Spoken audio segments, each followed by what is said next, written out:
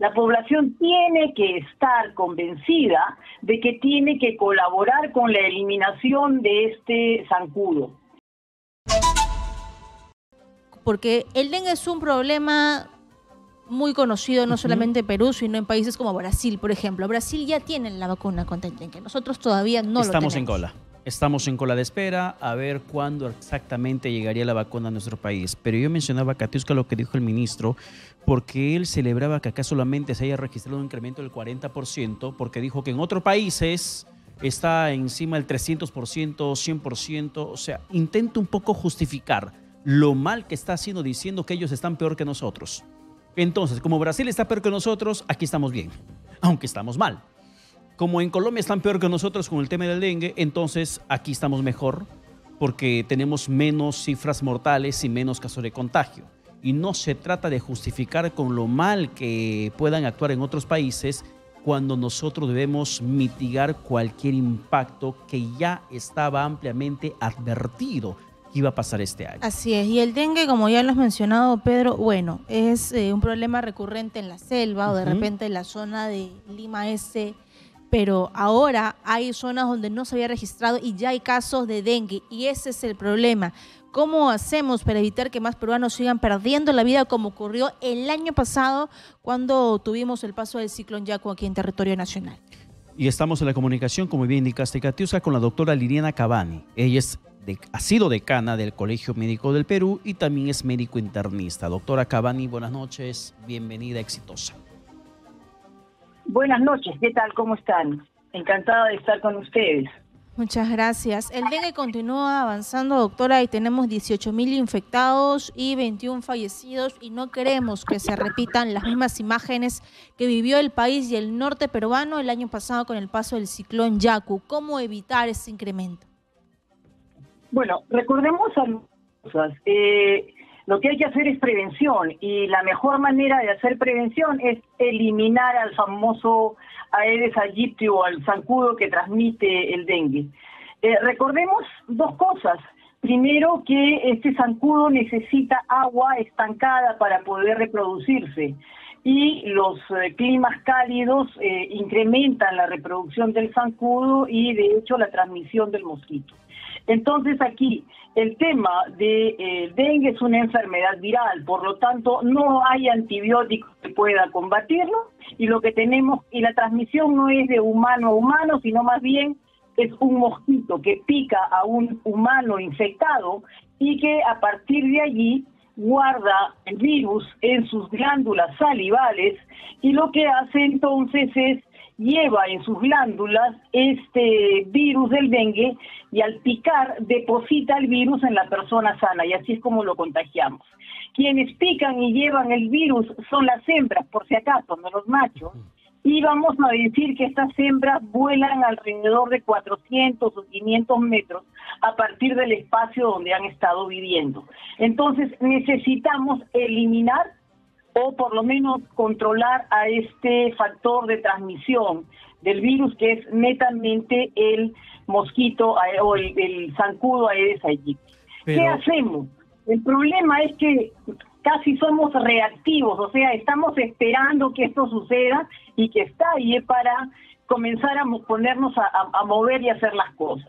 Primero, convencer a la población. La población tiene que estar convencida de que tiene que colaborar con la eliminación de este zancudo. ¿Cómo la elimina? Tapando recipientes, lavando los recipientes, porque nosotros podemos observar los huevitos que deposita esta hembra en los bordes del agua, o sea que hay que cepillar y lavar bien para combatirlo. Ojo, cuidado con los floreros, los famosos floreros de los cementerios, que pueden pasarse ahí semanas y uno pacientemente le deja al difunto, pero en épocas de dengue esto es un peligro.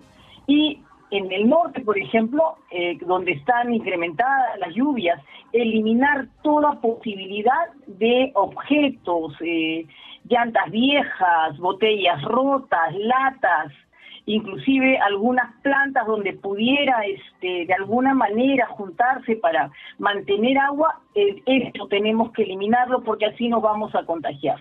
Pero doctora Cavani, Doctora Cavani, pero sin la teoría esto parece sencillo, efectivo, eficiente hacerlo. ¿Por qué no lo podemos llevar a la práctica? ¿Por qué con todo lo que ya conocemos que iba a pasar con el tema de las altas temperaturas por el Niño, con la experiencia del ciclón Yaku, el incremento de dengue en todo el país el año pasado, por qué estamos en una situación peor que la del 2023? Bueno, porque no se olvide usted, primero, que la población a veces no acaba de entender cuál es el real problema. Y tenemos que convencer a la población, y eso tiene que ser un liderazgo del sector salud. Todo el primer nivel de atención, o sea, todo lo que llamamos, entre comillas, las postas, que son establecimientos de salud, tienen que conversar con las personas y tienen que convencer a la gente de lo que tenemos que hacer. Tendremos, por ejemplo, y me contaba a mí un colega de la selva, que a veces iban a fumigar las casas y la gente salía de la casa, la dejaba cerrada o simplemente no querían que el fumigador ingrese a su casa. Tenemos que convencer a la gente que tenemos que fumigar. Y luego a veces somos, entre comillas, guardadores de cosas o recapturadores de cosas y tenemos en los patios floreros, tazas viejas, ollas, a veces incluso cosas en desuso, ¿no? Que ya no usamos, llantas que se quedan afuera, llueve, se acumula el agua ahí y ahí se queda el mosquito. Pero además tenemos pues que tener una vigilancia activa, ¿no? del sector salud. O sea, ministerio tiene que ir viendo el recuento de los de la Aedes, dónde se está reproduciendo, para poder eliminarlo. Y tenía que identificar las zonas antes de que vengan las lluvias. Ya sabemos que venían las lluvias. O sea, tuvimos que haberlo hecho. El problema es a veces ser un poco reactivos, ¿no? Esperar que las cosas sucedan para comenzar a correr. Otra de las cosas que es bien interesante es la migración de las personas. O sea, estamos en una época en donde la gente viaja, sale de vacaciones, va a sus tierras a visitar a sus familiares, vuelve, y eso simplemente puede hacer que alguien le pique el zancudo infectado y que a los 4, 5, 6 días recién se manifiesta la infección, pero ya trajiste la infección a otra zona. Eso, por ejemplo, nos está pasando ahora en Lima y en el Callao, ¿no? O sea, si estamos teniendo dengue, es porque ha venido, no era una zona de dengue, la zona de dengue era la costa norte y era la selva, y ahora la estamos teniendo en la zona de Lima, en el Callao, en Ica, por ejemplo, y Trujillo está teniendo tremendo problema con el dengue. Más aún, estamos teniendo más casos de muerte por dengue y de dengue grave. No nos olvidemos que hay 4 tipos de dengue.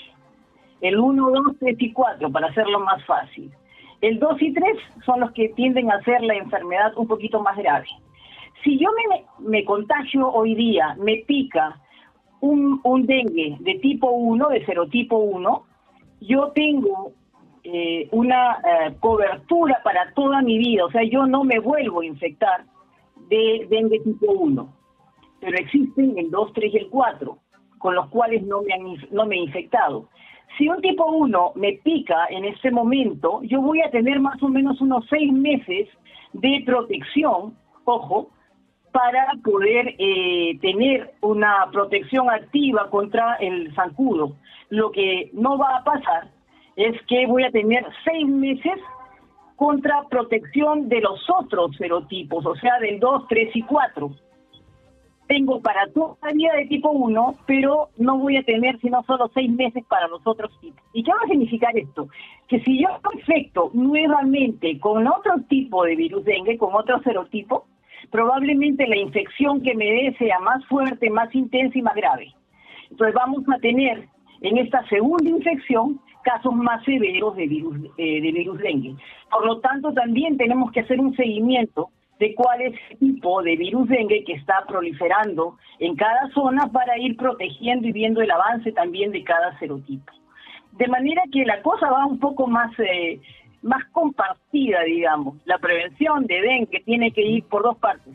Una, de una población convencida de que no quiere el dengue y no quiere al zancudo, y 2, de una parte de los servicios de salud, del sector salud, que tiene que ir haciendo una promoción, una prevención, pero además ser muy activa en el control del vector. Y según su experiencia, por favor, doctora, ya debería estar contratándose más personal, porque eso fue el problema del año pasado, la escasez de personal. La gente hacía largas colas en las calles y tenía los síntomas del dengue, dolor de cabeza, encima los medicamentos estaban en un sobrecosto. ¿Qué deberíamos hacer para evitar ese escenario tan trágico? Bueno, ir siguiendo la proliferación del zancudo por otro lado y saber que las zonas con mayor intensidad de dengue definitivamente están en Piura, Trujillo, que en este momento tiene problemas, la zona de San Martín, de Tarapoto también está con un incremento y en general la zona selva. Lo que tenemos que tener y que tienen que tener muy claro, tanto MINSA como cada uno de los gobiernos regionales, es que tienen que tener los productos para el manejo del dengue. Fíjese usted que en la primera etapa del dengue es simplemente un control en casa, o sea, son 4 o 5 días con una fiebre alta, donde usted lo que le va a dar al paciente es paracetamol y una buena hidratación. El paciente está en su casa y cuando cae la fiebre, ahí es donde podemos tener algunos problemas. O bien, cae la fiebre, quedamos observando al paciente y el paciente mejora y no va a pasar a más, o cae la fiebre y entonces el paciente va a comenzar con signos de alarma, por ejemplo, sangrados, por ejemplo, dolor abdominal severo, por ejemplo, cefaleas intensas, que el paciente tiene que estar informado que debe volver a su posta y debe probablemente, si el caso lo amerita, quedar hospitalizado. Para esos pacientes es lo que tenemos que tener fluidos, tenemos que tener medicación, estar preparados, de repente las plaquetas caen y el paciente comienza a sangrar, entonces deberíamos tener ya bancos de sangre que nos puedan ayudar con estos pacientes y no se olviden que en algunos pacientes más susceptibles, niños, pacientes con otras enfermedades y la gente de la tercera edad, pacientes que por algún tipo de problema tengan algún tipo de deficiencia inmunológica, ellos pueden llegar inclusive a unidad de cuidados intensivos